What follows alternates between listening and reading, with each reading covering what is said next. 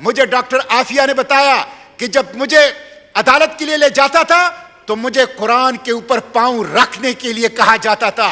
مجھے ڈاکٹر عافیہ نے بتایا جو امریکی جیل میں اور بڑی قسمہ پرسی کی حالت میں ہیں اور پوری پاکستانی قوم کی غیرت کے لیے چیلنج ہے.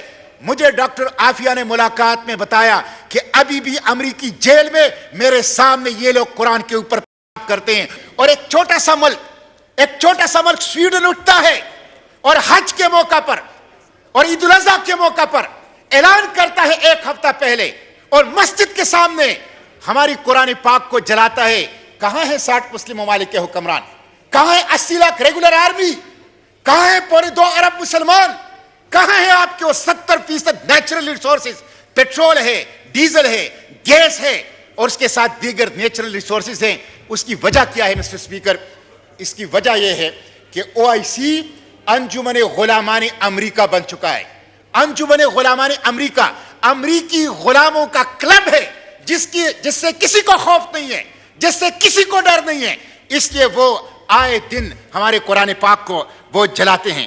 مسٹر اسپیکر، میں یہاں پہ یہ تجویز کروں گا آپ سے کہ یہاں پہ سویڈن کے سفیر کو کیوں نہیں نکالا گیا؟ پاکستان کے سفیر کو کیوں نہیں بلایا گیا؟ سویڈن کے ساتھ مصنوعات اور تجارت کی بائیکاٹ کا اعلان کیوں نہیں کیا گیا؟ اگر آپ یہ اقدامات نہیں کرتے، عملی اقدامات نہیں کرتے، تو کاغذ کے ٹکڑے ریزولوشن سے کوئی فرق نہیں پڑے گا. اس لیے میں آپ کو بھی تجویز کرتا ہوں، وزیر اعظم کو بھی تجویز کرتا ہوں، حکومت وقت کو بھی تجویز کرتا ہوں کہ وہ اقوام متحدہ میں جائیں اور اقوام متحدہ میں لیجسلیشن کریں، اقوام متحدہ میں قانون سازی کریں کہ قرآن پاک کی حرمت کو، ناموس رسالت کو، ختم نبوت کو، شاعر اسلام کو اور دیگر تمام مذاہب کی احترام کو یقینی بنایا جائے، تمام مقدس کتابوں کے احترام کو یقینی بنایا جائے. یہ لیجسلیشن اقوام متحدہ کے اندر پاکستان انیشیٹ کرے، OIC کے پلیٹ فارم پہ انیشیٹ کرے، انٹرنیشنل کورٹ آف جسٹس میں اس کے خلاف جانا چاہیے. یہ ایک سنگین جرم ہے، انٹرنیشنل کورٹ آف جسٹس میں اس کے خلاف جانا چاہیے. اور جب تک قراردادوں کے پیچھے عملی اقدام کی طاقت نہیں ہوگی، قرارداد کاغذ کا پرزہ ہے جس کی کوئی حیثیت نہیں. عملی اقدام کیا ہے؟ ڈپلومیٹک. عملی اقدام کیا ہے؟ Financial and trade. عملی اقدام کیا ہے؟ پولیٹیکل. تو ان 3 محاذوں کے اوپر، سیاسی محاذ کے اوپر، سفارتی محاذ کے اوپر اور تجارتی اور عالم اسلام پابندیاں لگائیں، سینکشنز لگائیں. عالم اسلام 2.25 ارب انسانوں کی منڈی ہے، اس کے پاس نیچرل ریسورسز ہے، اس کی زبردست اسٹریٹجک لوکیشن ہے. اپنے بندرگاہیں بند کریں، ان کے اپنے مارکیٹ بند کریں ان لوگوں کے لیے جو ہمارے قرآن کی، ہمارے پیغمبر صلی اللہ علیہ وسلم کی شان کی اور ہمارے اسلام کی شاعر کی حفاظت نہیں کرتا. میں اپنی بات سمیٹتے ہوئے مسٹر اسپیکر یہ کہوں گا کہ کل یوم تقدیس قرآن منایا جا رہا ہے. اچھی بات ہے، سب کو، جس طرح صلاح الدین صاحب نے کہا ہے، سب کو اس میں شرکت کرنی چاہیے. لیکن صرف یوم تقدیس قرآن یہ نہیں ہے کہ آپ ایک دن کا جلسہ کریں.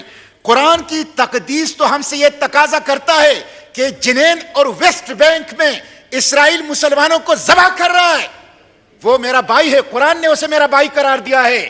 آپ اسرائیل کے خلاف اقدام کریں، یہ یوم تقدیس قرآن کا تقاضا ہے. یوم تقدیس قرآن کا تقاضا تو یہ ہے کہ ابھی میں امریکہ سے ہو آیا ہوں مسٹر اسپیکر، وہاں پہ ڈاکٹر عافیہ قوم کی بیٹی 20 سال سے امریکی جیل میں ہے.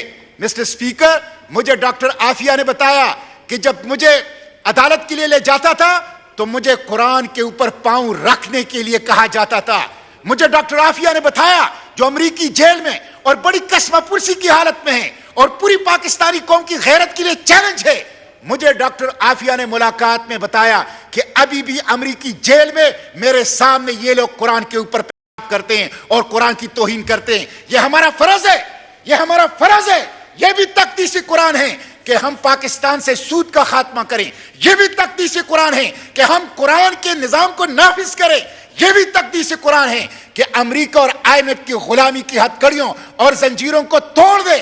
اگر ہم یہ کام نہیں کر سکتے تو نہ قرآن محفوظ ہوگا، نہ امت مسلمہ محفوظ ہوگی. اس لیے قرارداد پاس کریں، لیکن اس کے ساتھ ساتھ سیاسی بیان بازی سے، ریٹورک سے آگے آ کر خود بھی عملی اقدام اٹھائیں، اپنے ملک کے اندر بھی اور OIC کے سطح پر بھی. اور حکومت نے کہا کہ یہ ایک انفرادی عمل ہے سویڈن کے ایک فرد کا. جس کو عدالت نے اجازت دی ہے. میں سویڈن کی حکومت سے پوچھنا چاہتا ہوں, میں سویڈن کی عدالت سے پوچھنا چاہتا ہوں, کل کلا کوئی فرد سویڈن کے اندر سویڈن کا جھنڈا جلائے تو یہ اس کا انفرادی عمل ہوگا؟ کل کلا سویڈن کے اندر ایک شخص دوسرے شخص کے اوپر حملہ ہو, اسے زخمی کرے, قتل کرے تو یہ انفرادی عمل ہوگا؟ لیکن اگر 2.25 ارب مسلمانوں کے اوپر ایک شخص حملہ ہو رہا ہے, ان کے محبت, ان کے عشق, ان کے عقیدت کے مرکز پر حملہ ہو رہا ہے, تو اس کو انفرادی عمل قرار دیا جا رہا ہے, جو کہ قابل مذمت ہے. مسٹر اسپیکر, یہ اسلاموفوبیا ہے. آپ کو پتہ ہے کہ 2017 میں ٹرکش میڈیا نے رپورٹ کیا ہے, صرف 2017 میں یورپ کے اندر 3000 اسلاموفوبیا کے واقعات ہوئے ہیں. اس وقت امریکہ, یورپ, انڈیا اور مغرب یہ اسلاموفوبیا کے مرض کے اندر مبتلا ہے. مسٹر اسپیکر, یہ اسلاموفوبیا کیا ہے؟ اس کے 4 کمپوننٹ ہیں. نمبر 1, قرآن, ان کے نشانے پر قرآن پاک ہے. نمبر 2, حرمت رسول, ناموس رسالت, ان کے نشانے پر اللہ کے پیغمبر صلی اللہ علیہ وسلم کی ناموس ہے. نمبر 3, عقیدہ ختم نبوت, ان کے نشانے پر عقیدہ ختم نبوت ہے. نمبر 4, شاعر اسلام, مسجد, مدرسہ, برقع, یہ شاعر اسلام. یہ 4 کمپوننٹ ہے اسلاموفوبیا کے, اور یہ 4 چیزیں اس وقت امریکہ, یورپ, انڈیا اور پورے مغرب کے اندر وہ نشانے کے اوپر ہیں اور اس کے اوپر وہ حملہ ہیں. یہاں پہ قرارداد پاس کی جا رہی ہے, اور OIC نے بھی ایک قرارداد پاس کی ہے. بدقسمتی تو مسٹر اسپیکر یہ ہے کہ OIC ڈیڈ ہارس ہے, وہ مردہ گھوڑا ہے. وہ ایک ٹوتھ لیس ریزولوشن پاس کر دیتا ہے جس میں ریٹورک ہوتا ہے, جس میں ایکشن نہیں ہوتا, جس میں دعوے ہوتے ہیں, بیان ہوتا ہے, بلند بانگ نعرے ہوتے ہیں, لیکن اس میں ایکشن بالکل نظر نہیں آتا. اس وقت ریٹورک سے زیادہ ایکشن کی ضرورت ہے, پاکستان کو بھی اور امت مسلمہ کو بھی. 60 مسلم ممالک ہیں, 2.25 ارب آبادی ہے, 80 لاکھ ریگولر آرمی ہے, جیو اسٹریٹجک لوکیشن ہے, 70% نیچرل ریسورسز ہیں, پیٹرول کی اور دوسری قدرتی وسائل کا اس کی موجودگی ہے.